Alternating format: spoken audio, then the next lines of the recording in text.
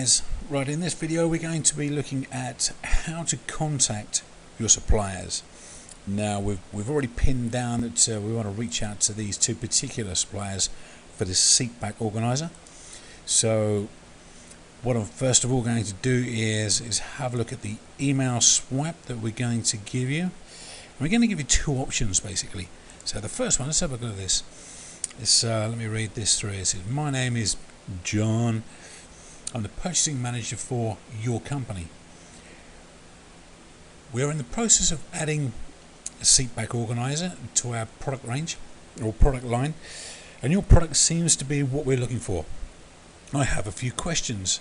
Now these questions you can sort of mix and match, you can add, you can take away to these, but basically what we're looking for here is the price for shipping, particularly on the samples, how long it's going to receive the two samples.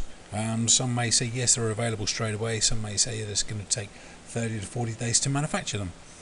So depending on what the product is, hopefully these seat back covers will be, or seat back organizers will be in stock, and they should be able to get them out within days.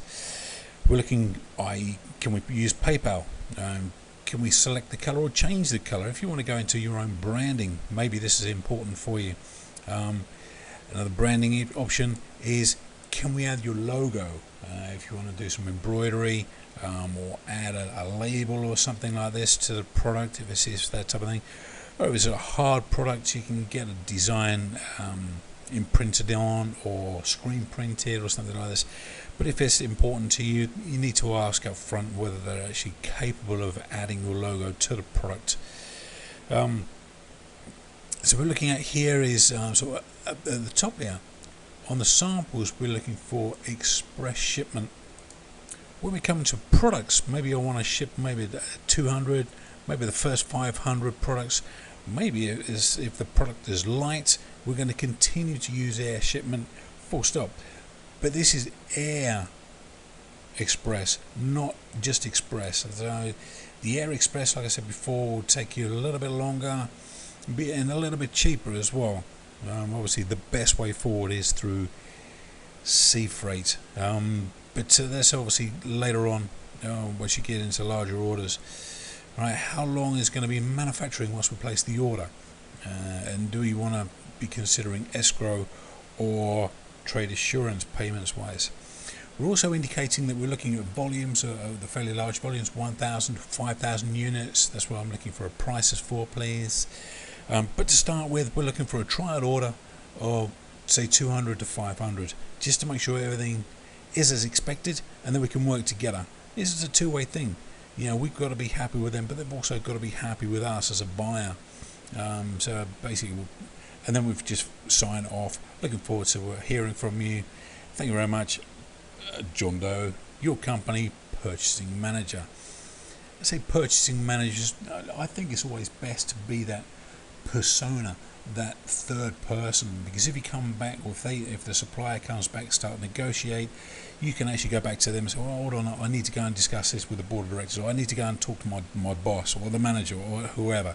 You know, and it also comes across as you're actually a bigger company than what you potentially are at the moment if you're just a one-man band, just starting out in the business. If you've been going for some time, then you possibly have got employees and you potentially are the boss, but I think it's always good just to come across as that purchasing manager or the purchasing agent. Right, let's have a look at a slightly different approach, and this is an approach that I sometimes use. Hi, my name is Paul. I'm the purchasing agent for a number of companies in the USA. So we're almost like a sort of purchasing third-party supplier agent here. We are currently looking to replace our current supplier for our product, in this case the seat back organizer. The current supplier cannot deliver to our expected timescales or schedules. So what we're doing here is we're setting the scene. We're already in the game, we're already in the business, we've already got a supply chain set up. May not be the case, but this is the impression that we're giving. This is what we're trying to let the people that we're contacting, the suppliers that we're contacting, we're trying to let them know that we know what we're doing, we know what the product is all about. We've already had a number of problems and we're looking to replace our current supplier. Okay, so they can see this as an opportunity of stealing somebody else's, one of their competitors' business. So this makes them quite hungry for business, which is quite a good strategy. Anyway, some of the things that we're going to be asking, what is your lead time? Because we've already set the scene here. Our current supplier can't deliver to this timescales and schedules. So the first point of what we're asking here is, what is the lead time to deliver FOB, free on board as FOB, once the order is placed?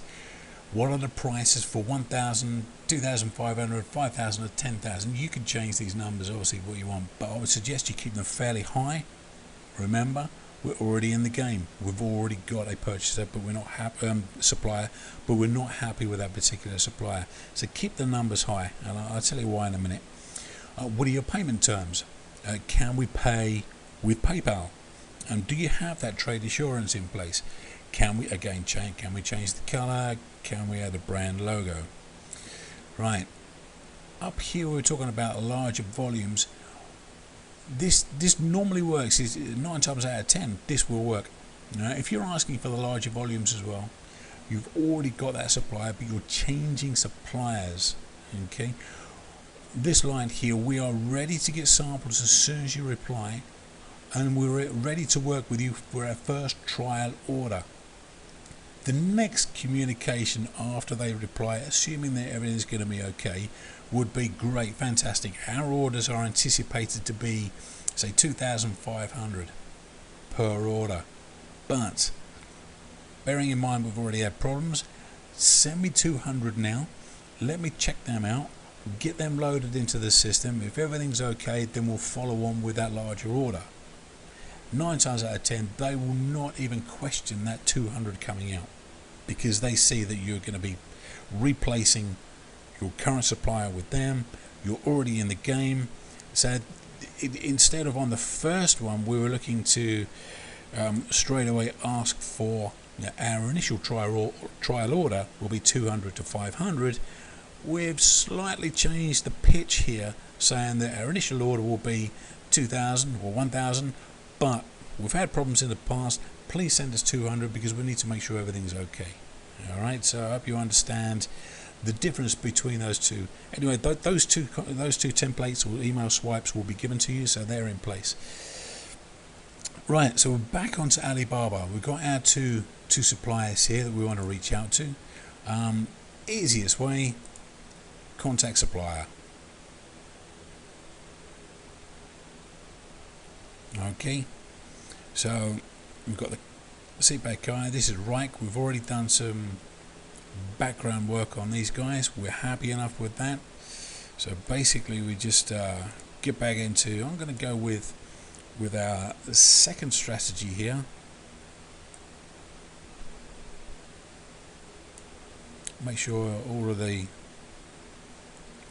I need to change that. I'll change that in now. We'll just go copy that back over to our guys here,